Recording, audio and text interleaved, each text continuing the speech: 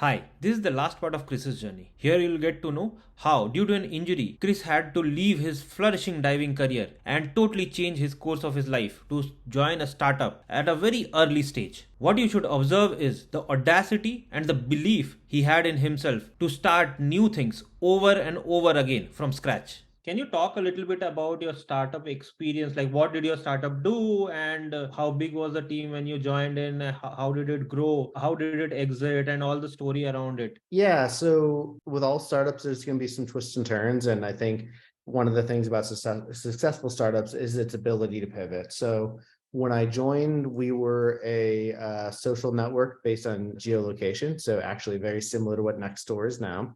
We pivoted to be an early Yelp competitor called Centered. And then while we were doing Centered and we were growing, we also created a child company called the Deal Map that came out during the daily deal craze. And what we did was we aggregated all the daily deals that had popped up. Groupon started it, and then hundreds started popping up. We aggregated them into one source, mapped them out geospatially. So think onto like a Bing map or a Google map. And then from there, we mapped it back to the data that we had from Centered, which included all the business data and reviews, but also we did sort of natural language processing on it and sentiment analysis. So we were able to parse out all these different things like good for groups, good for late night, like good service, bad service, all that. So that when you were wanting a daily deal, you could get it at point of sale at one source from all of them. You could buy it at the time, apply it while you're eating restaurants, and you could tailor it to exactly what you're eating. So I had that discoverability. So those were the ideas between Centered and the Deal Map. And then we were acquired by Google in, I think it was like 2010, and then integrated into, I think, Google Deals from there. Nice. And in terms of the environment that you got in the Mhm. startup, right? How was it different from your experience in the diving days? And also, like, in terms of skills that you needed, right? It must be totally different, right? What were some of the traits that were similar that helped during the startup journey? And what were some of the things that you had to develop, and how did you do that? Because it's a big transition, right? It's not a small one. Yeah. So one of the big things I had to learn in going into the startup and going into any professional career, it's going to be a similar thing that any software engineer that's coming out of college has to learn is how to really code. Because anything that you're doing in a professional world is very different than anything you were taught in college most often. Quite frankly, I had to learn how to be an engineer, I had to learn how to be a professional in that regard. I think it goes without saying that some of the code that I wrote from very young ages was probably pretty bad. I'm pretty sure that others at the company may have agreed with that in the end. So those were things you learn, you grow, and you have, mentors that you can rely on and learn from. You have your own ability to teach yourself, which you need to have as a startup to help grow on that. Things that transitioned well from athletics to here was goal setting, perseverance, being hyper goal oriented and mission oriented, how to be a good teammate, and how to drive, like work with the people that you're around and try to be supportive. Those things hopefully translated very well, especially going back to kind of that theme that we talked about earlier, which was that goal oriented mind mentality. You need that in a startup. You can't look at all the obstacles in your way because you're going to have so many of them, and the company, especially in early stages, is probably on the on the brink of succeeding or not succeeding so many times that if you think about that, it never works. You just have to think you've got a job to do, so let's get it done. That is very much similar to the athletic side. We talked about it as a kid where I didn't care if I was the youngest one or not.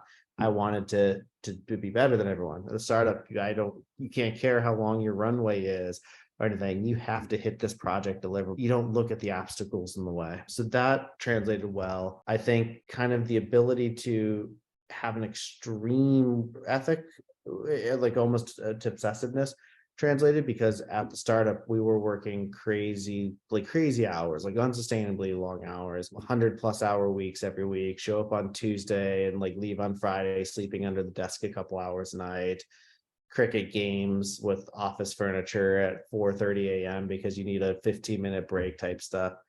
Those things, I think the mentality that was built up, especially while I was at Auburn, helped get through those times because those were outlier times. Like those were, you just had to kind of forget about like what you were doing and just do it. Yeah, that's true.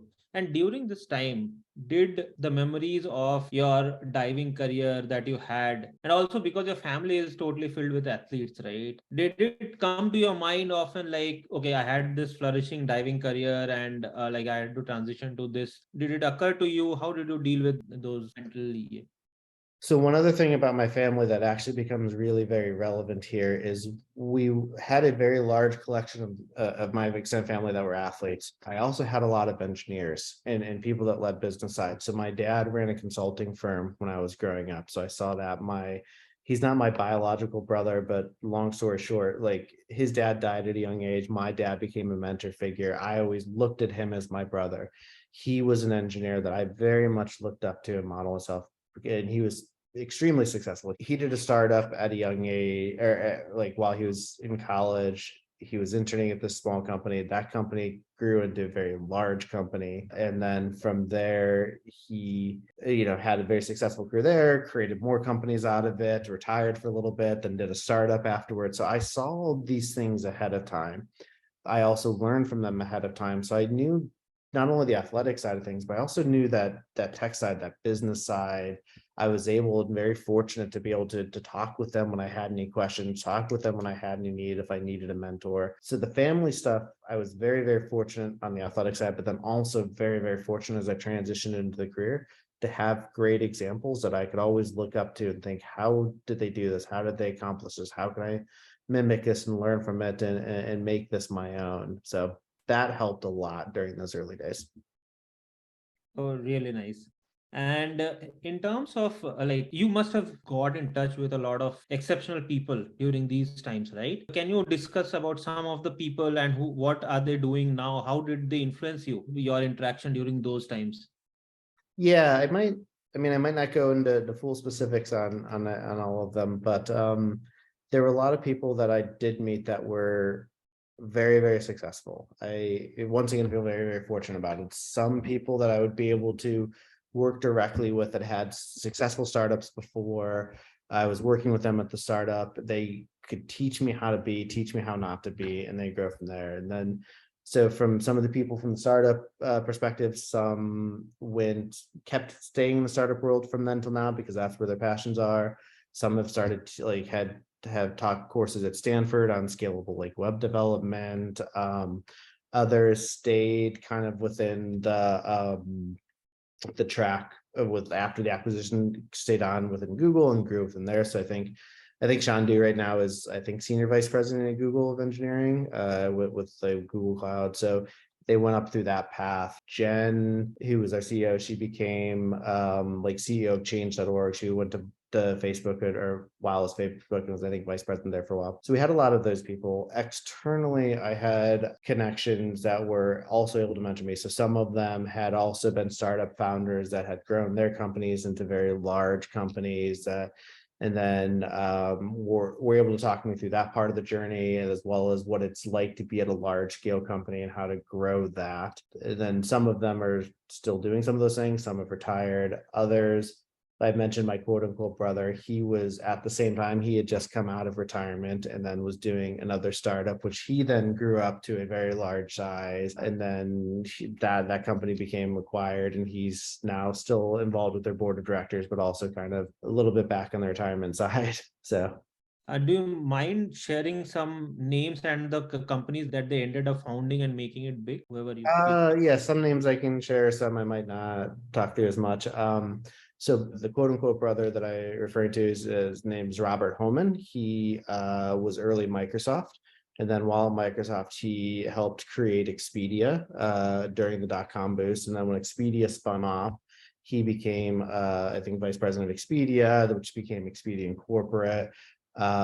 He then became president of Hotwire, and then dad became out and became vice president of Hotwire, then chief information security officer for Expedia. He then had retired for a little bit when I was in college. He came out of retirement and founded Glassdoor. So that was from there. Others have gone to, Jan was a professor at Stanford. I mentioned Shandu and Jen were, executives at Google and Facebook.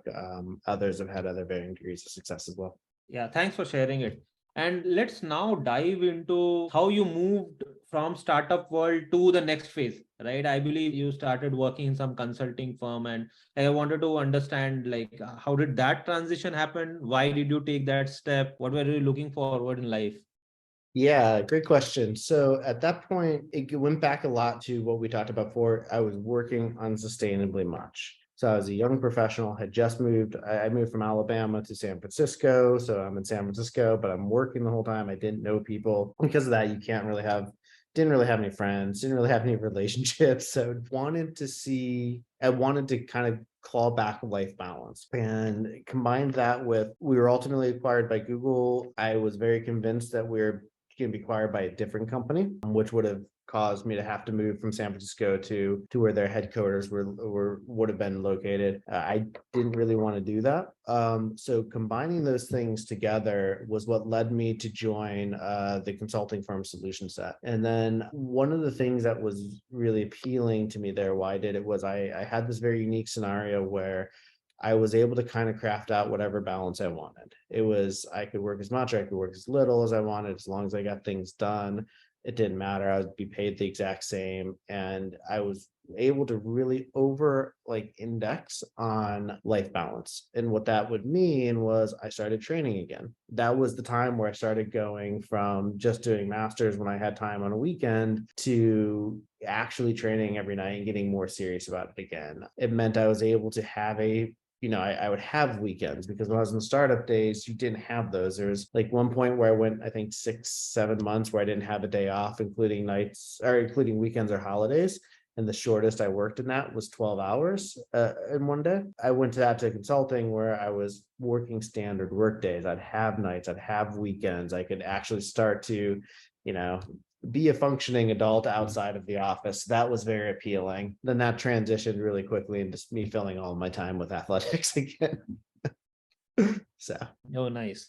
And in terms of consulting, what was different in terms of experience, the kind of people you meet, the kind of work you were doing, and the attitude that you had during that time? Can you discuss some events, or let's say some instances that happened during that time that again like helped you in your successive career? yeah, so I was fortunate that we had a lot of really great, really talented people that I had worked with. There were a handful at various levels. It was this really weird time with a consulting agency where we had talented people, and it really helped it grow.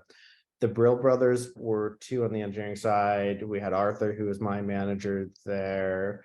We had people on the product side. So it was around very talented people as well, which was good because I had come from a place where everybody was obviously super talented as well. So that helped me continue to grow. And then the thing about the work that was consulting is it's a little bit different than when you're in the startup world. When you're in the startup world, you're really mission driven, you're really mission focused, and then you have a really strong sense of ownership. In the consulting world, you're kind of a hired gun, to be fair. You work with your consulting agency, you go in and we would integrate within companies, those Fortune 5, 10, hundreds, and we would do work within their environments. Now, the thing about it is sometimes you'd work on something that's really cool, something that you personally believed in or that you were excited about. Other times you would be on some makeup line doing a before and after page. It was it wasn't, to me, there was always the technical challenge, there's always that riddle to solve. So that's what I would try to focus on. That's how I would kind of give myself that drive. But for me, it sometimes didn't have that same thing where I really cared about what I was building, because sometimes in consulting you don't. Sometimes it's you work on the things that's there, and that's how it is. So that was the difference in the work between startup and the consulting phase, which was there was always the technical challenge to solve, which is good. Sometimes you would care about the product or the company you're working on. Other times you would have to be the one that told everyone the only difference between the before and after was that the person looked slightly more upset in the after picture.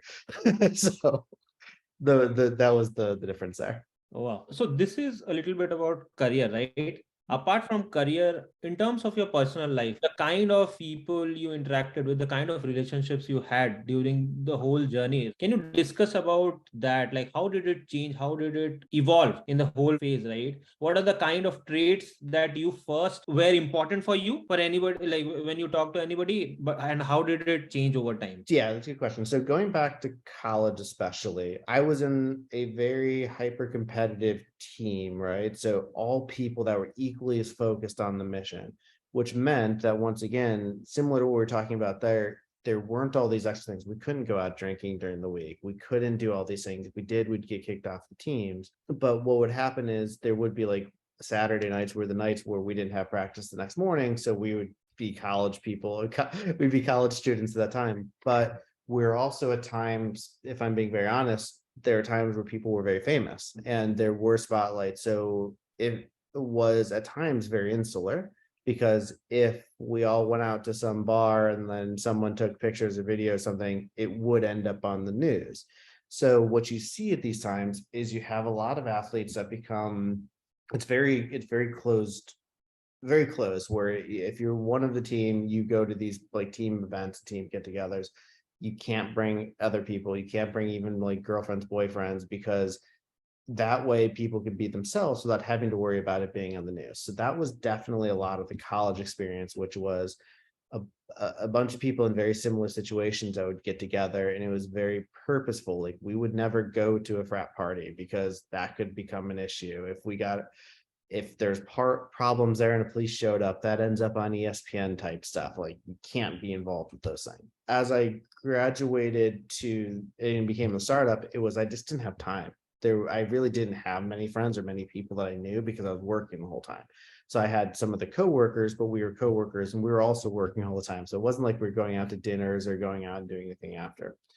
When I started consulting and I started training, I was able to have more of that personal life, more of that social circle. But what I found was that a lot of the people that I associated and connected with the most had very similar mindsets and from various ways. So they were all people that were, all hyper competitive in their own ways, some of which were former like professional level athletes or Olympic athletes. Others were people that were equally or more accomplished on the professional and business side of things. But the thing that we all had in common was a lot of that drive, and we'd push ourselves and we just would think about things slightly differently. So I noticed that the people I was around were all very similar to that. So that became a lot of my social circle. A lot of the friends that I had were all, I guess we'll call it, similarly quirky as I am in positive ways, ways I think are good. And that, especially at that point in time when I was starting to really train, I noticed myself really gravitating to people like that and spending more time, because again, I couldn't go out and party. I couldn't go out and do these things that a normal 25-year-old would go out and do, because I got to be in bed by 9:30 and I can't do this. And I can't, not only can I not do drugs, I've been drug tested since I was 12. I can't do it, but nobody around me can have them, because I can have drug testers show up anywhere at any point in time. And it's a violation of, not even if I don't have it, but if you have it, that's a violation against me. So you saw people that would live their lives equally strict in these ways without thinking about it being strict. And that's how a lot of my friendships grew. That's how a lot of my social connections started to grow. Oh, wow. That's really nice to know. Let's dive into what are you currently like working on? What are the kind of interests? What are the kind of passion that you are following right now? And what is your vision of the future, right? What do you want to do in the next 5, 10 years? So let's discuss around that. Yeah, so to give some extra context into the story, so I stayed in the consulting world I think I was there for about 7 years at two different companies, which were more or less the same company. We got acquired twice at Solution Set, and then once Golden Handcuffs came off for a lot of the senior team, there was a couple other startups that were created, which were basically very similar firms, all the same people. So I joined in again with like the Brill brothers that we talked about, and then that company built up for a while. And then I ended up the company I'm at now. So I am currently with Uber. And when I was going through that transition of going from consulting world to my next opportunity, I started looking at what were the things that were important to me. And I looked at what I liked about the consulting agency was having that technical challenge, having the ability to puzzle solve, as I always called it. And then I liked about the startup world was having that strong sense of ownership on the product, which was I legitimately cared about what we were building, and that had been missing at times during the consulting days. So when I was looking at opportunities for my next steps, the things that I was really focused on was how could I marry the two? How could I find the best of both worlds again, which was have that strong sense of ownership in what I was building while also being a thing where I'm able to have a little bit of a work-life balance, because that's hyper important to me. And once again, be super passionate about what I'm doing. And that's one of the reasons I ended up on Uber, was because I really do believe into the mission of the company. I do believe into, both the global mission as well as the teams that I was joining or being or considering. And that's what helped made the deciding factor to where I'm at now. Where I'm looking to grow is, so I joined Uber as an engineer, a web engineer. I stayed there in that realm for, I think, 2 years at Uber, which give or take, which I'm very happy with all the work that I did. I did make the transition from engineer to engineering manager. And this was very much modeled after, once again, watching the career progressions of people that I saw before me that I respected. So Bob, for instance, was probably the most talented engineer that I've worked with specifically, or worked around specifically. And he transitioned from engineer to the business side, of the managerial side, up until, obviously, like VP CEO. So for me, when I project out what my career growth looks like, first is I've got to learn how to be a manager. If I'm being very honest, I spent a long time in engineering. I spent a long time as an athlete. I did a lot of things that you grow the skills to where they become normal. Now I'm on a new journey. Now I need to know and learn what are the things that I can translate from those to where I'm at now. What are the ones that don't translate and I have to relearn? And honestly, what are the things that I don't know yet, and how do I get better at those? That's going to be trial and error. My successes on being able to learn that then help guide that 5-year vision of how do I grow within this managerial cycle to be a manager of managers, managers of organizations, director levels. How do I help empower not just my team or my organization, but everybody else around me? Those are those growth cycles that I start to look forward to in, like, with that 5-10 year range. Really good vision. And in terms of, I think you also do photography and other things, Mhm. right? Can you talk a little bit about those fun stuff apart from your regular work? Yeah, so I dove up until 2016 Olympic cycle, and then I retired again briefly from diving in 2016. One of the things that I wanted to do at that time was find something that would push my boundaries, something to learn. And at that point, I was an engineer, I was an athlete, I was competitive, I was analytical. I was not artistic. So I wanted to take something that wasn't my strength and make it a strength. So photography was one avenue for that, because I really enjoyed it. And I'm absolutely a terrible painter. So I thought, like, all right, so this is something I started channeling myself into. And for me, when I do something, what's fun for me is to push myself to learn and to see how far I can get it. That journey is what's entertaining for me. That's so for photography, I wanted to learn how, I want to see how good I could get, how great of photos I could take, how I could learn different stuff, how I could start to push it. And then from there, that started to become kind of a side thing where I started up like a photography company for myself. I started filming, doing a lot of landscape and architecture, and then that transitioned into fashion and runway photography. I was internationally published from that. I was the lead photographer at all of the San Francisco runway shows and events, or at least a lot of the main ones. I set up a photo studio in my apartment to do product and just like standard fashion shoots. I did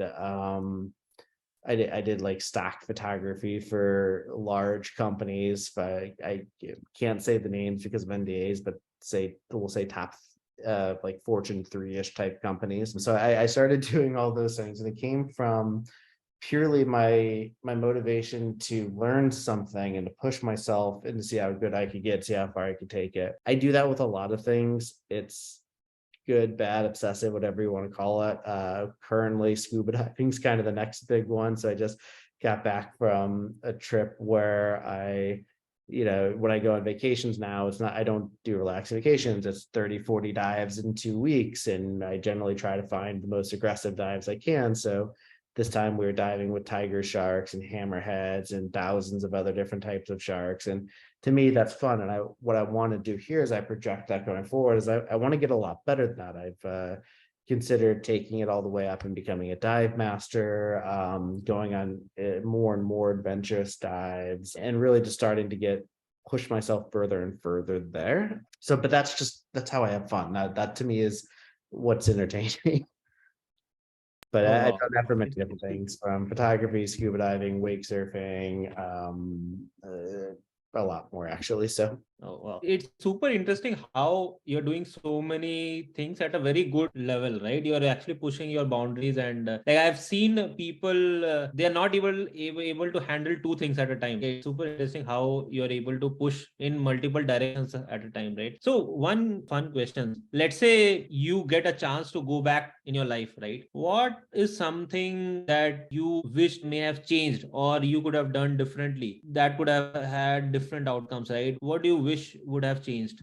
it's a good question. I think it's one I'd have to honestly think through. The standard answers of like going back in time with all the lottery ticket numbers, that would be nice. But if I were to actually go back and say the things in my career or in my life that could have been different. First off, the college one, if I could have gotten my shoulder fixed, I think that things would have changed a lot if I had gotten the shoulder fixed. But that being said, if I'd done it, my life would have been completely different, because if my shoulder was right throughout the time that I was done in college or competing in college, and I competed for all of my years of college, I probably would have retired after. I would have never come back to diving. That would have meant I didn't meet the start like Jan at the pool that day and get involved in the startup. That would have meant that I didn't get back into it at a later age and push myself as far as I could to where I was potentially, I think, the oldest male athlete in at US nationals history. If it's not me, it was Troy. So one of the top two. Um, I would have never had those things. The course of my life would have been so different. So even the thing that I would go back and change, I don't know if you know, I don't know if you go back and change it. It's the thing that you said a second ago, that I have so many different things and that I push myself to different degrees. And you said you saw people that struggle to do even two or three or even one. The thing that stops many people from that is failure, right? It's a fear of failure. It's a fear of an unknown of what happens when you hit that roadmap. The good thing I had from athletics, the good thing I had from stuff like shoulder injuries, right? A good thing I've had from startup days is you don't look at failure as an endpoint. That is part of the growth process. That's where when I look back and say, would I change anything? It's like, well, maybe, but at the same time, it's how you get over those things that become the defining moment. That's what defines you. That's what sets you up. So that's actually, it's a good question that I don't have a great answer on, because I've never really sat there and thought, man, I wish I had done this differently. There may actually, I'll say there are probably a couple girlfriends I may not have dated. Those didn't always end up great. A couple relationships I may have been able to save myself from. um, but outside of that, then No, I think the this is a great answer. What I see is the pattern which I see in all the conversation we had is like you have super positive attitude. And it's like whatever is in your control, you will go whatever extent you can go, right? And whatever is not in your control, it's something. What's the point of thinking about those things, right? You need to get the best out of yourself. That's what important, right? That's super cool. difference. So one I'll last. interject really Yeah, quick, because there's a difference to what you just said, and its core one. So there are the things that are in your control that you control and do everything you can. There are going to be the things that aren't in your control. And you said don't they to not think about them. And that's actually not true. It's you can't let them stop you. Like there are gonna be a lot of things that aren't in your control, and that's fine. That's the way it is. But you still have what you want to do. And you can't let the things that aren't in your control stop you. Because if you do, there's so many things in my life that would have stopped me at every different career path that I've taken, every different athletic accomplishment, every different like hobby that I've turned into something more. There's always things that will stop you that are outside of your control, and that's fine. That's okay. It's just not letting it stop you. That's the key difference on that one. That's true. Exactly. Thanks for correcting me Sorry, on yeah, that. it's So, a subtle difference, but a big no, no, one. it's really important. Yeah. And now, can you talk about some of the things that you want to see and encourage people at their early age or even now to develop the kind of attitude they need to develop to actually excel in their life? Wanted to understand the. Yeah, it goes exactly to what we were just talking about, which is failure isn't an end. It's a part of the process. And that's some stuff that you can do that can really, you can train yourself on. Some things that I did when I was in college. We had sports psychologists that would work with us that would train you on that. And some stuff that comes naturally for some has to be taught for others as well. When I would watch a younger athlete start diving, I would know immediately if they had the ability to be elite or not. And one of the big characteristics I would look at would be the first time that they smacked. It's like if you land on your back or your stomach, it's a very painful form of failing, and it's immediately very painful. If a kid had come up and was crying or looking for sympathy or moping to the coach or moping to the other teammates, they didn't have it. They would give up. They would eventually, or if they stayed in, it's because their parents were saying in. The kids that came up and would just kind of laugh about it and think, oh, that was the funniest thing ever. And then you'd have to convince them not to do it again. Or like, they just thought it was funny and they just didn't, or they didn't blink. Those are the ones that had the mentality for success. Sometimes that comes naturally. Others, it's something where you have to work on it, which is, what, and it's very transferable, whether it's athletics, it's professional, it's personal. There are going to be times where you fail and you fail painfully. That's just the way of life. And then sometimes when that happens, you just think of how funny that is, or how that happens, you work past it. That would be the mentality. That one switch out, if I could turn on for everyone, that would be, is that when things are challenging, when things are painful, when things aren't going the way, that's cool. That's not the end of the story. Let's figure it out. So that would be the one thing that, if I had to choose one thing. Yeah, thanks a lot for sharing that. Yeah, I think this has been a super candid conversation. I'm sure our viewers must have learned a lot of things from you. And yeah, thanks a lot for doing this. Yeah, it was my pleasure. Thanks for having me. I hope you learned a lot from Chris's journey and will apply the same in your journey as well. My team puts a lot of effort in bringing this great content out to you. So if you like the content, please like, share, and subscribe to the channel.